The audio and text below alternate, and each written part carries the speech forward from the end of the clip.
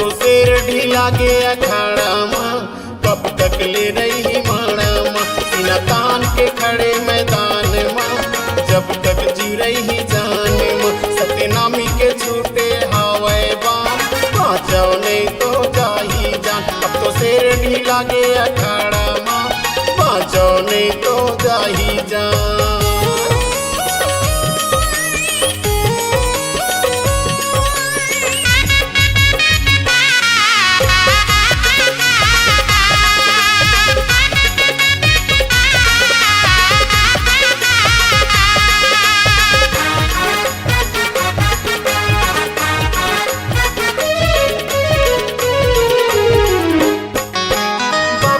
शेर सवा शेर पहली दुश्मन हो जाते ढेर, डंका सतनाम के बाजत हवे, देश दुनिया माँ गूंजत हवे।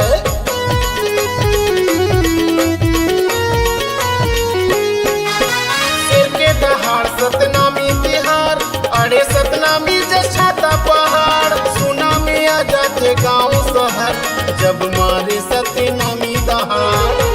सतनामी पर नजर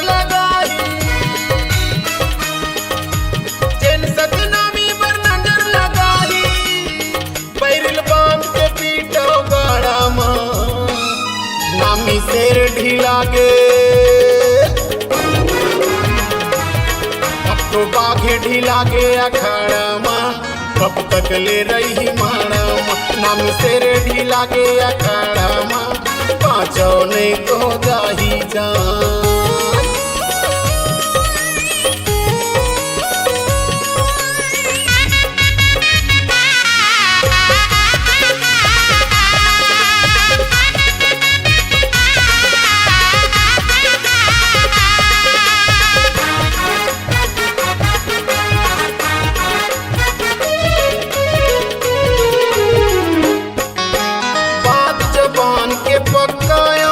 मैं सतनामी बचाया, जान जही परन करा था, छाती ठोक के सचाया।